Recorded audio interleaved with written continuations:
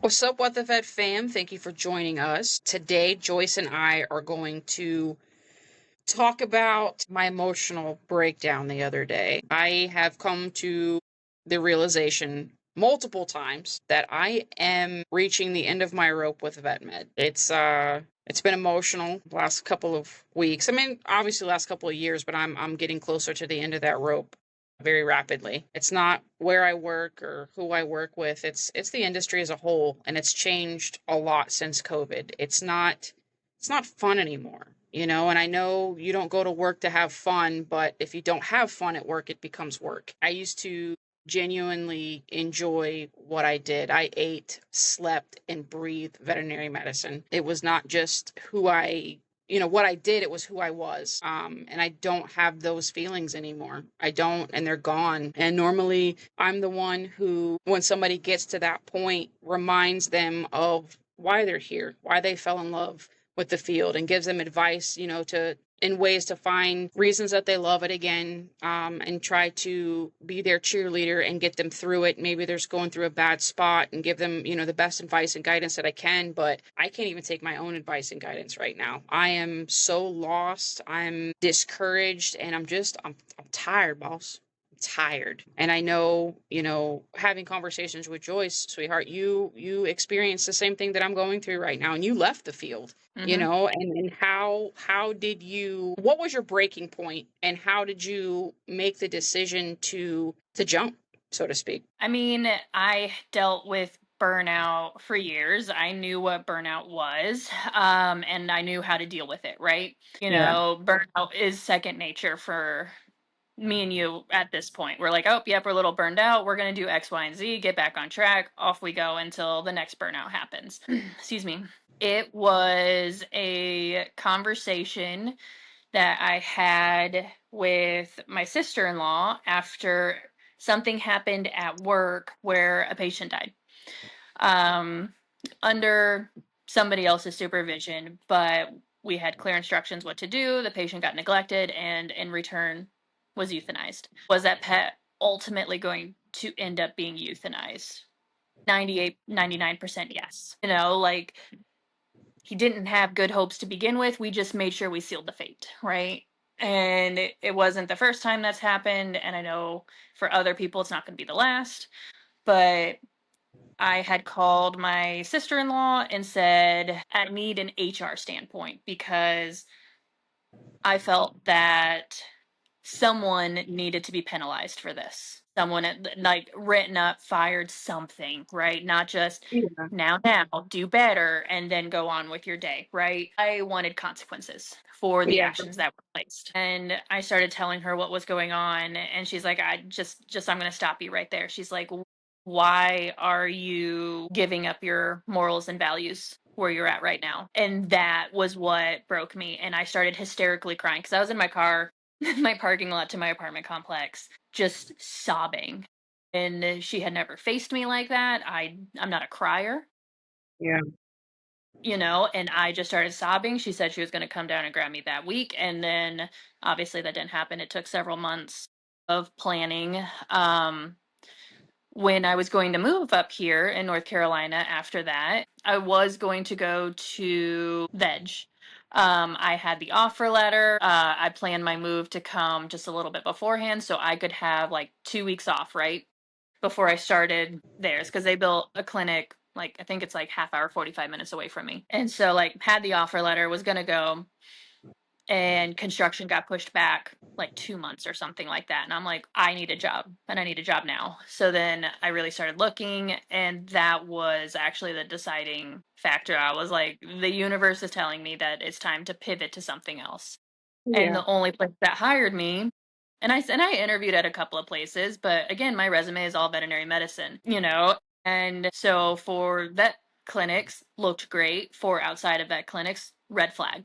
So thankfully, the place that took me in, it is a little bit of a nepotism. My sister-in-law works at the hospital. She knew the manager that was hiring and got my foot into the door on that one. Obviously, I had to prove myself, so on and so forth. But like, there were times where I did dabble. Do I go back to vet med? But the more time I stayed away from it, the more time I realized I didn't have the love I had for it and that I was done. Yeah. Do I miss the medicine? Yes. And this is this is going to be like a little bit of a conceited thing. I was a good vet tech, right? Yeah. I will attest to that 100%. I had the skill set, I had the knowledge. And Mm-hmm. I say had because I haven't used it in years. So, like, things get a little jumbled every now and then. And I have to think about drug doses and I have to look things up to make sure I'm on the same page. And medicine changes all the time. I missed, and this is like, once I put this in my brain, was when I knew I shouldn't be in it anymore, is that I missed the power that I had because I had the skill set and the knowledge and the respect, right? Yeah. And I was like, no, I'm not going to go back because I missed that. Right. I'm going to keep trudging forward. And it wasn't until recently that I knew where I was going to pivot next. And now, I am in that path of pivoting and doing school and everything else Yeah. like that. So, like, but it took me a long time to figure out what that was. And I was very hard on myself for not Yeah. knowing what I was, because I knew I had other people's expectations that I should know what I wanted to do after. But like, also, I had been in the field for 16 years. That's not chump change. No. That's not chump change. That's not just a toe into it. Like you said, lived, breathed, ate vet med. That was my identity. And I had to go through a long period of time to figure out what my new identity was and how I will not let a job become that again. Yeah. Because for me, that was a very toxic Yeah.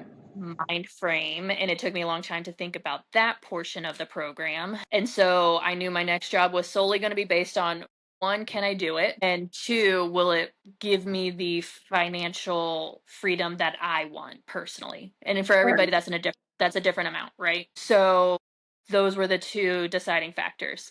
I'm not going to love this job. I'm going to be bored.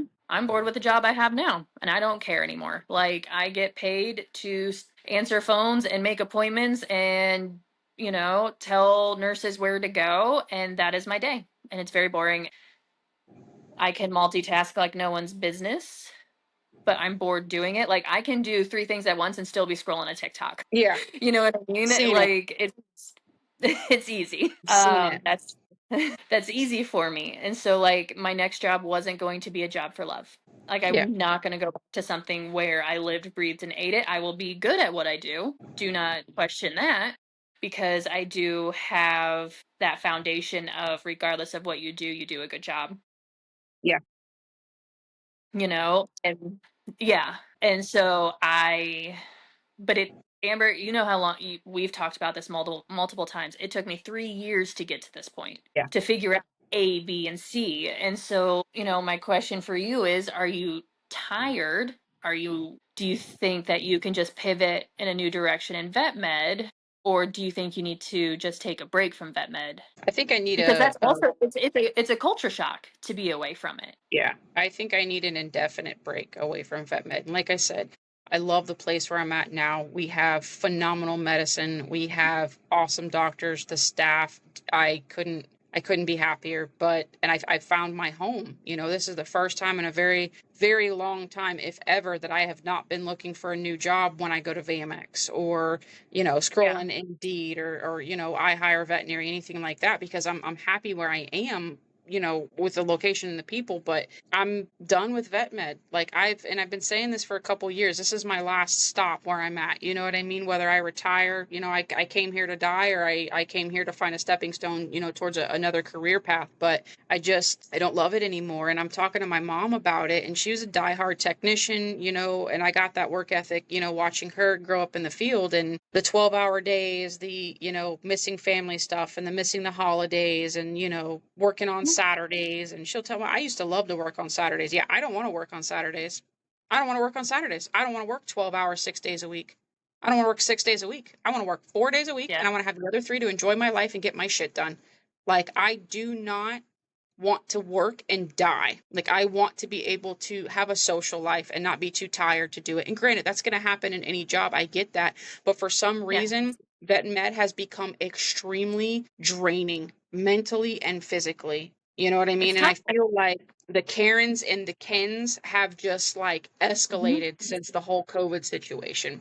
You know what I mean? Yeah. Like, the clients have gotten worse, they've gotten more demanding, and you've got, like we talked about with Dr. Martin, I'm probably going to get haters for this, but Chat GPT and Dr. Google and Dr. Bing and this, it's just become every day is combative in one way or another with a client or somebody that you know, encounter on Facebook, or it's a combative situation. I don't have the energy for it anymore. I don't know if it's because I'm not happy as a person right now. And am I not happy as a person right now because I'm not fulfilled? I'm not going to say not fulfilled in my career. I'm just not happy with vet Yeah. med anymore. I want to do something else. It's been my entire life. And I love being in a leadership role because I love to be able to support and advocate for my team.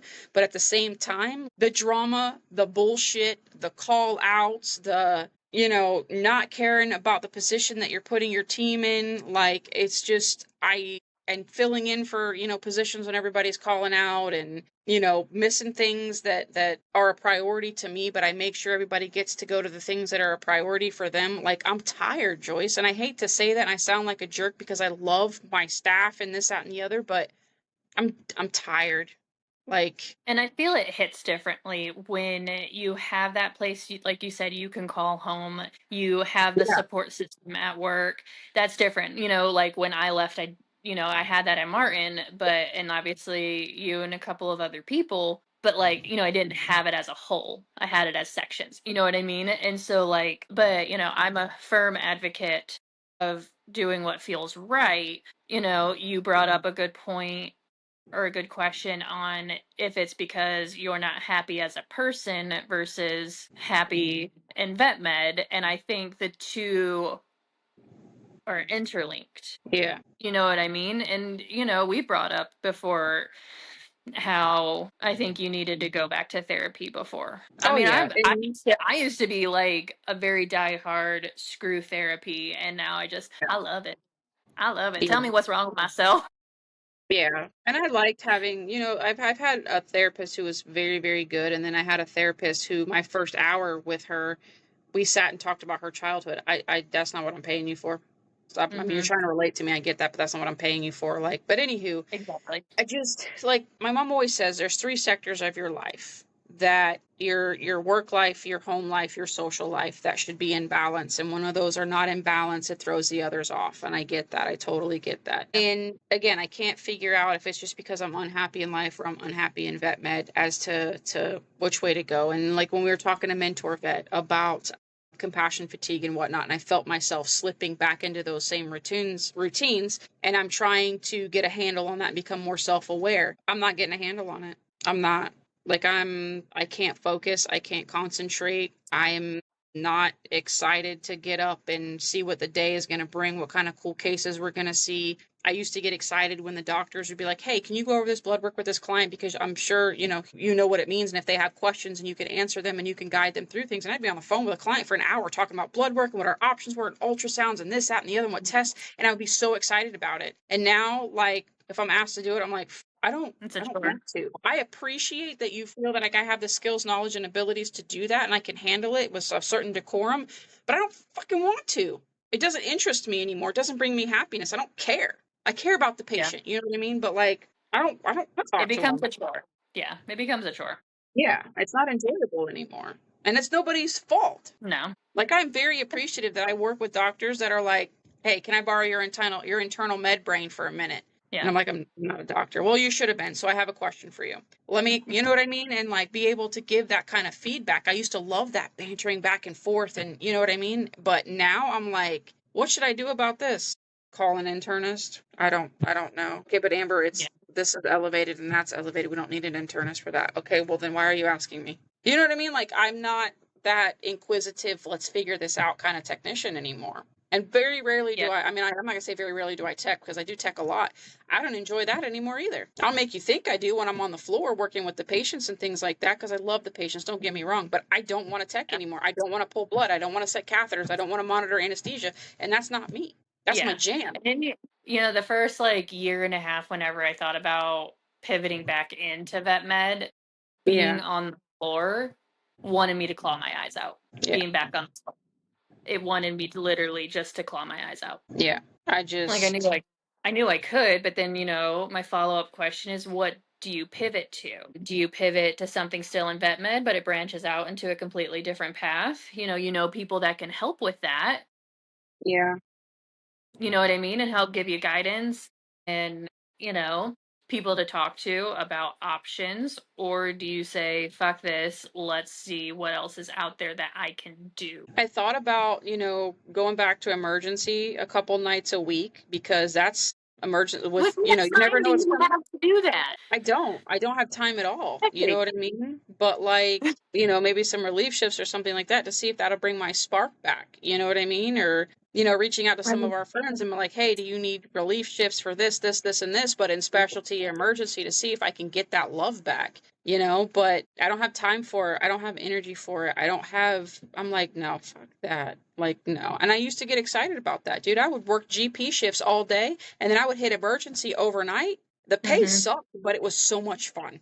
It was so much fun. That was fun for me. You know what I mean? Like that was my bread and butter, my happiness, it was my everything. I was consumed by vet med. And now, like, and if I were to pivot to something else, I don't think if I left my current position right now where I'm at, because I'm so, I don't say again, I'm happy with the position and the people that I'm with, but I wouldn't leave there to go to another part of another sector of vet med, if that makes sense. Like that's my home. And if I'm not going to do vet med, I'm if I'm going to do vet med, I'm going to do it there. But I would Yeah. really like to, I went to school to get my captain's license to do fishing charters. That makes me happy. You know what I mean? That makes me very happy. And I get excited when I get to go, do those things. And the thought of having my own business and, doing sunset tours and dolphin tours and, taking care of, your clients and things like that, the thought of that makes me very, very happy. But to get there, I have to continue to bust ass in vet med to save for a boat, to save for a truck, to get all the equipment that I need. And in a veterinary salary, it's not going to work. So like, what Yeah. do I do? You know what I mean? Yeah. To go back to school for something? What do I go back to school for? I Yeah. don't know. I feel very, very lost and uneasy, and my soul is tired. And again, is it life that's making me feel that way about work? Is that work making me feel that way about life? I can't figure it out, and I can't narrow it down, Yeah.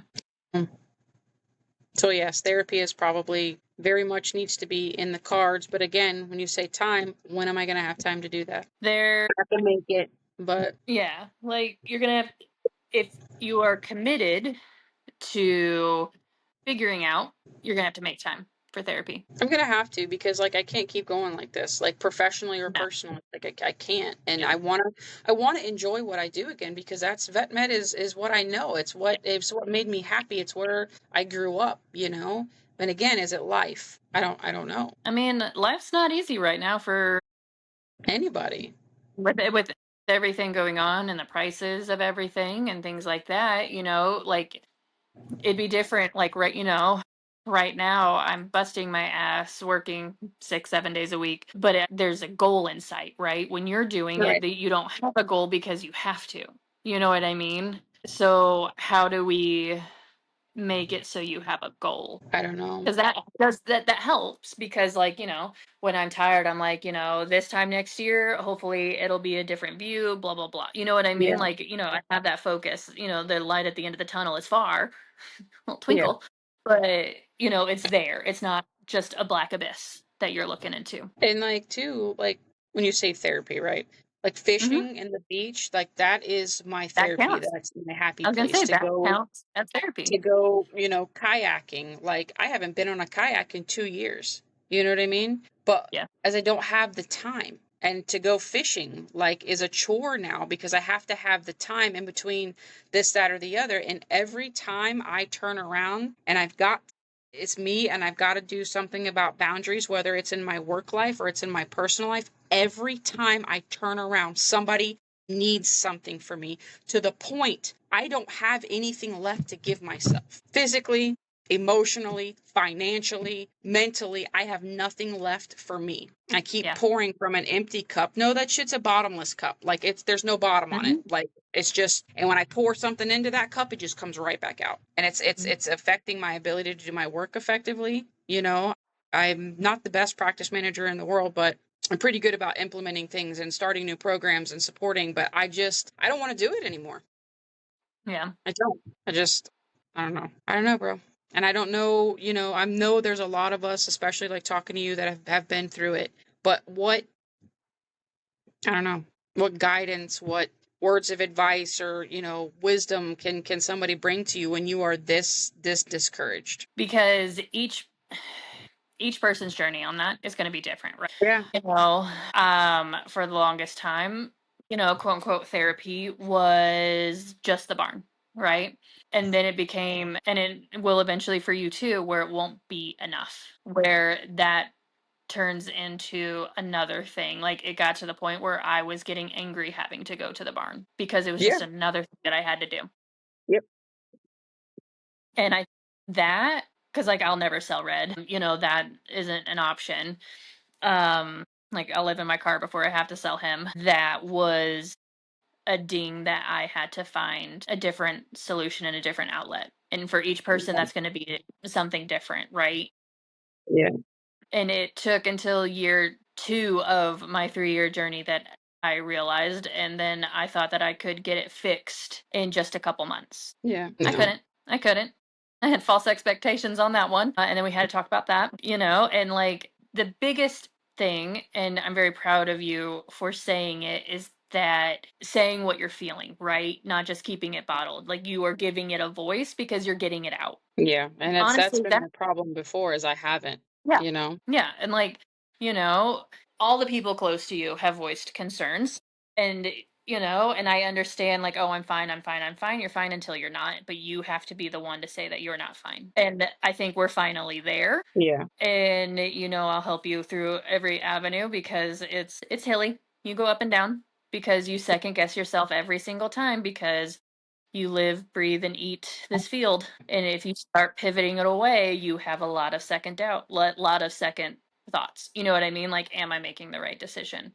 Should Yeah. I just go back but do this? Should I just do this but do that? And, you have to navigate those. Yeah. And it's Yeah. not easy. Any stretch, like, it's a shit ton of work and it's shit, Yeah. you And I know? don't know if I have the energy for that, you know what I mean? Like, I just keep going through the motions and I throw myself even further into work, or I'm working all the time, whether I'm on the computer, when I'm home or, Hmm. working late and be like, oh, you know what, go ahead and go home. I'll stay late for you because it occupies my mind as much as I don't want to be there. It occupies my mind and I don't have to face it. I don't have to think about other things. I don't have to think about other things that are going on in life because I've thrown myself into work, you know?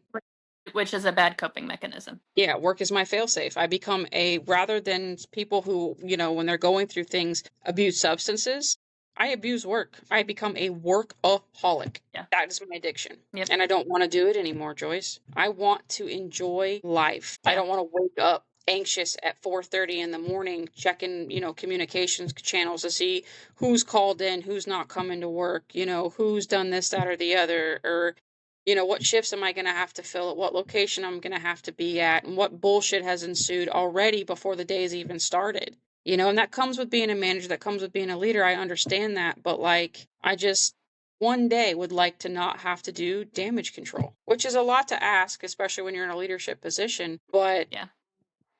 I just one day. And I would like to have one day to myself off during the week to do something that I enjoy to keep up with what I got to keep up with without my phone blowing up about stupid shit. You know what I mean? Like, and I'm not saying just about the place that I'm at right now. It's been my That's entire real. career, you know? Well, I think we had two huge, not two, I don't know why I said two huge. There's two things that we can do now to help, right?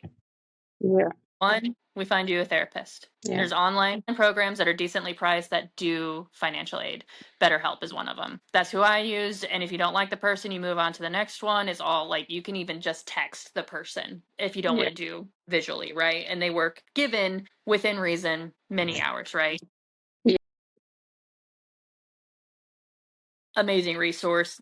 for therapy that doesn't do insurance, decently priced. And then we make that a reality where you have that day off during the week and you leave your phone at home and you Yeah.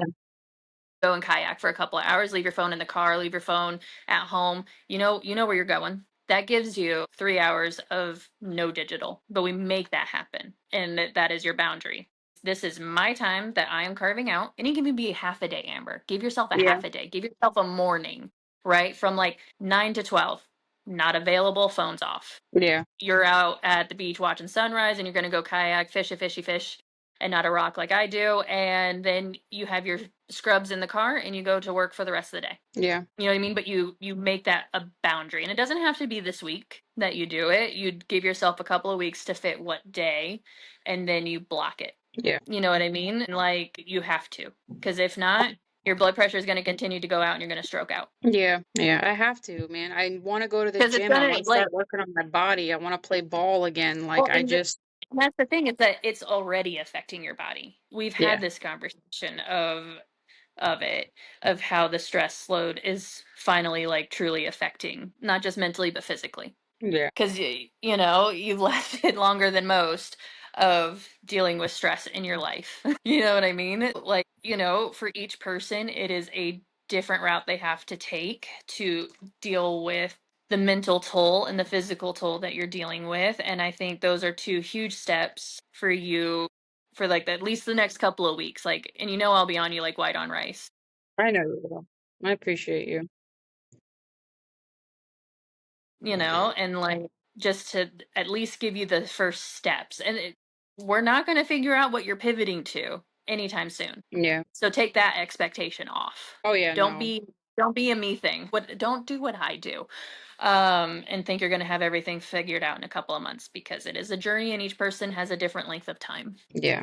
And I used to be that kind of person who could figure myself out and come up with a plan. And I'm like, in 3 months, this is where I'm going to be. This is what I'm going to do. This is what I'm going to pivot to, but I don't even have the mental bandwidth to make a plan for tomorrow, I mean, to the point now, Joyce, to where I used to get my scrubs out at night, everything I'm going to need for the morning. That way I'm ready to go. And like, as minute as that is, I don't even do that anymore.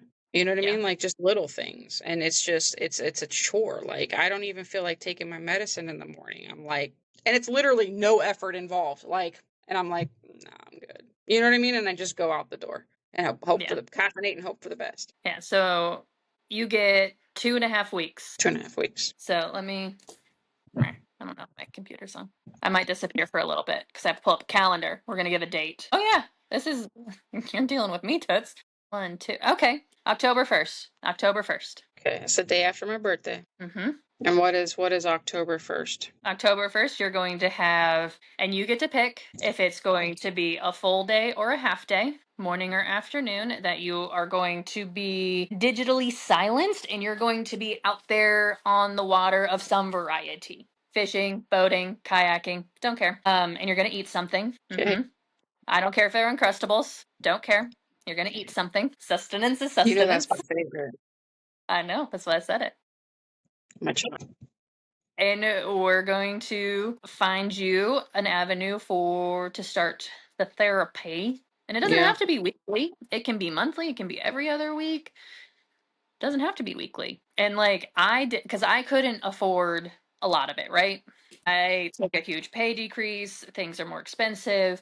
So I couldn't do it weekly. And it sounds awful, like the name of it. I wish they changed the name, but it's called shadow work, right? It sounds like witchy, Remember but you it's not. saying, There's several books out there and it gives you prompts and it basically you work on your shadow side, right?